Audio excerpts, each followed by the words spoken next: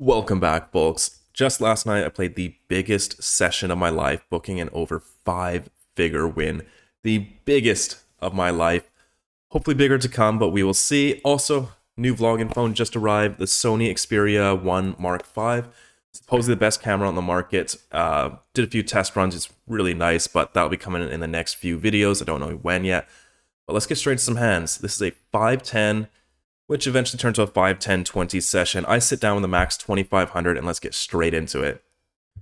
Okay, we pick up the 7-5 suited in the low jack. Looking out at two limps, I raise things up to $50. Folds around to the big blind, who now puts in the 3-bet up to 175. Folds back to me, and you know what? This is a really reasonable price. When I get a reasonable price in position, I do like to give some action. You know, a lot of people over here are 3-betting this to like $250 to $300, and just not calling with those. So anyways, 3.5x sounds good. I toss in the call and we go to a flop of Jack 8 for Rainbow. On the backdoor flush shot as well as a gut shot, my opponent now fires out around a half pot bet of 150. I guess like 40%, but it's a little bit on the larger side. With a gut shot though and backdoor flush draw, we are not going anywhere, so I do toss in the call. Hence the turn, it is the 8 of spades. A card that's going to be much better for me than my opponent, so my opponent does check it over. Now over here, I must have spent 3 minutes in the tank just trying to calculate the size of the pot. Then I calculated it, and then I counted my stack. And then I forgot how much the pot was, so I had to re-add that. And then I couldn't remember what his bet was on the flop. And after a while, I just gave up. It was like 3 minutes in the tank of me trying to figure out the SPR. So I just fired out a bet of 425, and then my opponent makes a call. We're heading to the river, and see, this is why I don't like my turn sizing. I have more than a pot size bet behind. It's like one SPR going to the river. This bet should have been like 525-ish, I believe, around 80%. Anyways, we go to the river, which is the deuce of spades. So I do think my opponent is going to be continuing to barrel at some frequency on the 8. I don't think it's a range check in a 3-bet pot. So he's going to have a few less flushes because of that. My opponent does check it over. I'm thinking about his range, and all of his overpairs hate this run out. Right, the middle card pairs and the backdoor flush gets in, so it's going to be pretty rough for him. I started thinking about what combos I have that have the ace of spades as the blocker, and the answer is really not many. I have the ace of spades with the king that floats the flop, but those hands are probably just going to want to check back and take the showdown value. Then ace of spades with the queen offsuit, I just don't have. His bet was a little bit larger than 1/3 pot, and I would like to have better backdoors than ace queen with no flush draw, just a backdoor blocker. So I don't really have ace queen either. I'm not turning ace jack into a bluff. So yeah, it's a little bit tough here for me to find flush blockers. So this is close to the bottom of my range, as well as being a rough run out for him. I think we're just going to fire off here. So since it's so low in my range, we're never going to win when we check back. I fire out all in. We don't get snap called. My opponent's thinking it over, and then tosses his cards in the muck. Whew. It's a pretty nice win to start off the session. We look down at ace-queen suited in the small blind. We have a middle position limp and cut off a very tight player is raised up to $50. Ace-queen suited is still too strong not to 3-bet, even against a tight player, so I make it 200. Folds back around and my opponent makes the call. Heads up to a flop of ace-6-5, 2 clubs. Really nice flop for us. I make a mistake with my sizing here. For some reason I bet quarter pot, but I should have gone about 50 to 66% here, so I fire out for 100. Now my opponent raises the minimum to 200. It's really weird. I keep getting raised on the flop like this when I bet small in Dallas, and I'm not quite sure what they are because I haven't seen a showdown. I've seen a showdown once, and it was like a weak top pair, which didn't make sense. But anyways, I think about 3-betting the flop, but we just give his ace-jack a chance to fold, and his ace-king is obviously going to continue, so I think we can just call here. Head to the turn, it is the 7 of spades. I check it over, now my opponent checks behind. River, 8 of clubs, so we do make the nuts, but it seems like my opponent just has a medium strength hand. Something like, you know, maybe ace-queen as well, or an ace-jack. But yeah, I don't think we're going to be able to get much value out of those hands. Plus, if I had a hand like kings, queens, or jacks with the club, I would want to bluff big here. So that being said, I'm going to put all of my flushes with the flush blockers into the big bet category, and I just fire out an overbet of $2,000 all in. My opponent doesn't love it. He gives me the really thinking it over and eventually decides on a fold. I'm sure we could have got a small bet out of that, but I'd rather just have big bets only with my flushes and then have some smaller bets with hands like ace queen offsuit that just want to get to showdown and maybe squeak out a tiny little bit of value against an ace jack, and then use hands like this with my big bets. The game has officially become a 5, 10, 20, and while I'm all for straddles, I don't really like it when it makes a stack so shallow. Like, everyone's usually in for 2,500, which is the max, and now we're playing 100 BB poker, which is kind of boring to me. But anyways, we look down at ace-deuce of diamonds, cutoff has limped, and I raise things up to $80. Small blind now puts in the 3-bet, another reasonable sizing up to $275. Normally ace-deuce is the only suited ace I would fold in this position, but such a reasonable size. I'm going to toss in the call. We go heads up to a flop of 7 deuce deuce 2 spades. Amazing. My opponent now fires out a bet of $200, 1/3 pot. I think raising is totally reasonable here, but I'm just going to call and set the trap in position as I only have 2 combos of ace-deuce suited and a combo of pocket sevens and obviously quads, but I just don't have enough value to be raising here and building a range, so I just toss in the call. We go to a turn, which is the 8 of clubs. Good news, my opponent keeps firing, and it's pretty sizable too, $750. The board's getting a little bit connected. There are 2 flush draws out there, but I think we just got to keep trapping, and if he does have a bluff, we just got to let him keep bluffing, and I don't want to blow him off a hand like pocket kings, pocket queens, so I'm just going to toss in the call and hope for a clean river. $750 in the middle. River is the 4 of hearts. Could not ask for a better run out. Opponent's looking over at my stack, praying he shoves, and he does. He announces all in. We call, we show, and it is obviously good. We are picking up the biggest pot I have ever played, over $6,000 in this hand. Oh, what a session.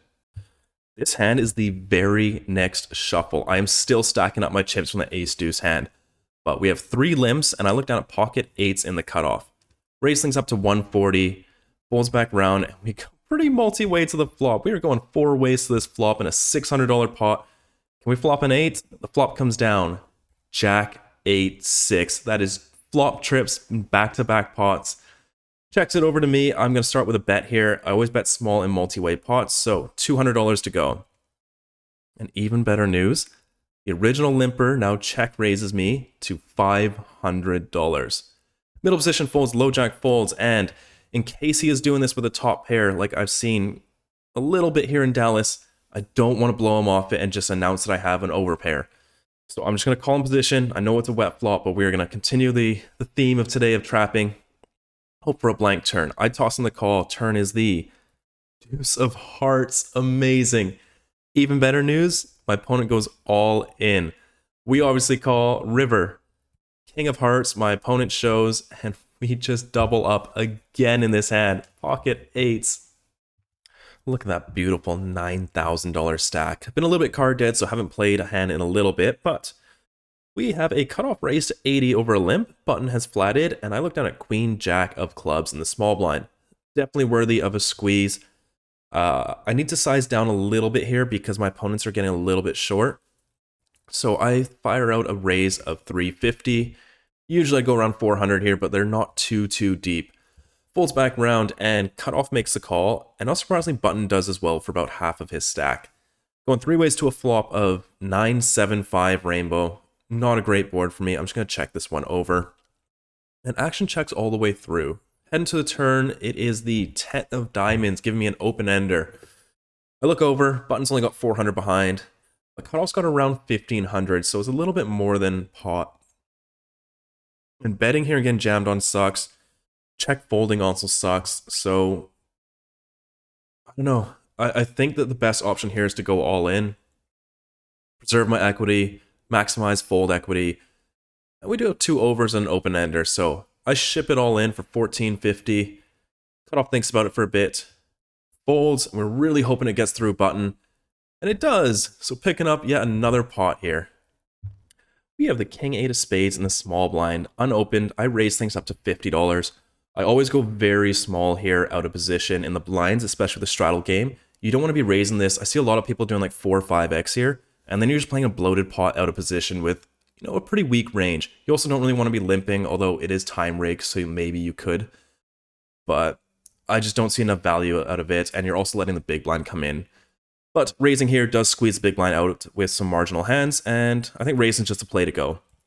Big blind folds, under the gun makes a call, a very good reg. He actually just took down like first place in some tournament for like $170,000. Solid player. Flop comes down. Jack 8, 7, 2 diamonds, really wet connected flop, and we only have middle pair. So I think betting is sometimes okay, but I think mainly want to be checking here. So I check it over, my opponent checks behind. Off to the turn, it is the 6 of spades. Probably going to start betting here. I think my hand's probably good, so I fire out for 65. My opponent makes the call. Off to the river, it is the Jack of diamonds completing the flush, but also making Jack a lot less likely. I think we can go for some thin value here, but it's really thin. Like the straight does get there, the flush does get there, but I think my opponent would be betting most of those on the flop when checked to. So I'm not too worried. I think I do rate to have the best hand, and I fire out a value bet of 165. My opponent doesn't think for too long and then tosses in the call. I show my hand, and my opponent has the king jack with the king of diamonds. Really nice flop check by him. Like, these games are getting tough. I can't just blindly throw in extremely thin value bets anymore. My opponents are protecting their check range. We even had an opponent that checked pocket tens on a 10-8-6 rainbow board as the pre-flop raiser. So yeah, these guys are tough. The player in the first act position limps for 20, and I raise things up to $80 with pocket tens. Folds around to the big blind, who is the player that we played against when we had the 7-5 of hearts, who now throws in the 3-bet up to 325. Folds back to me, and you know, we're kind of shallow here, so I don't mind just shipping it all in here. But the thing is, we're only getting called by better. This is only like 100 big blinds, 125-ish deep. Or, yeah, that's right. I can do math sometimes. But I'm just going to toss in the call this time, and we go to a flop of 9-7-4-2 clubs. Pretty good flop for pocket tens. Obviously, we still lose to all over pairs, but we'll cross that bridge when we get to it. Big blind now fires out a big bet of $450. Man, these guys are actually really good. Like, this is not something you'd see from the 2-5 players of the win. They'd just be range betting this at 1/3. But this guy actually knows his bet sizings, so we're just going to toss in the call here and figure it out as we go. It's going to be rough. However, the turn is the 10 of spades. Just so good at poker, you guys. And now big blind now checks it over. This is a card that's definitely better for me. You know, a lot of my hands do pick up some equity. My 9-8s, my 7-8s now turn an open-ender, as well as 10-9 does get there, hands like that. So, pretty understandable check from him. And I'm just going to lay the trap again. It's the theme of this session. I'm just going to check this one back. We go to a river, looking for a blank. It is the 3 of hearts.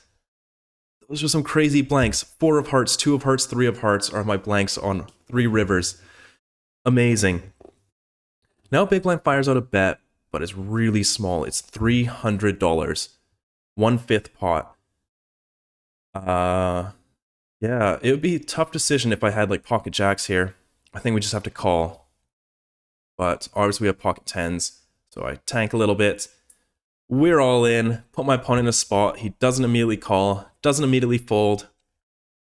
And after a while, my opponent decides on a call. We table and it's good. And like seriously, guys, these 10-25 players are really good. You would never see a proper size 3-bet and then a large bet on the flop, followed by a turn check with an overpair against most of the 2-5 players I played against. So definitely up against some serious competition here, but we are going to pick up another huge pot here. Okay, so that 5-10 table got really short and then eventually broke. And so we decided to play some 2-5, just cool off a little bit after that huge win. I've got pocket kings here. I raise things up to $15. Folds around to middle position, who puts in the 3-bet up to $50. Crazy this isn't $400. Anyways, folds back round to the cutoff, who cold calls. Back to me, we are throwing in the 4-bet here. I make it $200 to go. Middle position thinks about it for a bit, then folds, and cutoff makes the call. This is going to be a range of like, medium strength pocket pairs, some ace queens, ace jack, ace 10 suited, those kind of hands. So we go to a flop of jack 10 deuce rainbow. Not loving this already. A lot of his hands going to connect here, and we're probably going to be behind like a decent percentage of the time here. So I'm going to play a little bit cautiously and check it over. My opponent does check behind. Heading to the turn, it is the 10 of diamonds.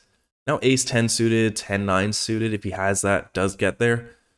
But I think it's worthy of a bet here, as I do think that players just stab too often when they have any sort of piece of the board. So I fire out for 150. I like a third pot bet here when the middle card pairs, because I'm going to be betting quite often. And cutoff makes the call. So, hence the river, it is not good. The ace of diamonds, that's not a fun run out for kings. But I don't know, I just think we can get a tiny little bit of value here. Squeeze it out from maybe he's got pocket queens. I doubt it. But hands like pocket nines, eights, maybe sevens, something like that. Maybe like a queen jack suited. So I'm going to fire out a tiny little block bet here of $75. Opponent hates this. He does not like this bet at all. He is not happy. But eventually he does decide on a call. We table, and it's good. It's good. We're picking up a small little pot here. Nothing too eventful happened, and I took my winnings, racked up, and went home. That is it. That is my 10K session, my first ever one. I played a 2-5 session first, lost 245. Then we played this 5-10 where we won $10,136, and then ended it off with another 2-5 session where I won $492 for a total win for the day of $10,383. Yes! That's going to bring the bankroll from $39,347 all the way up to $49,730. I really wanted to hit 50K in the bankroll. That was my goal before I played on the Lodge live stream. Look at that. There it is. All done and dusted. That is a 14,000 Canadian dollar day. That is the most money I've ever made in a day. Throw some fucking likes down below for that. This is my biggest win. This is the most money I've ever made in a day. By far. Not by far. I've actually had a 10K day before. When I was like 20 years old, I was playing 1-3 full time. And I remember losing a bunch of money the day before, and then I bought in for like a $72 or $82 bounty tournament. Took it down for $8,600, and then went to the casino and played for like 16 hours straight, 1-3, and made 10K that day. But 14,000, that is a new personal best. And for this bankroll challenge, I think this is my biggest win by like 6,500 USD, something like that. Oh man, that feels good. That feels good. Thank you so much to you guys for watching. Many more to come. Thank you. I'll see you guys in the next video.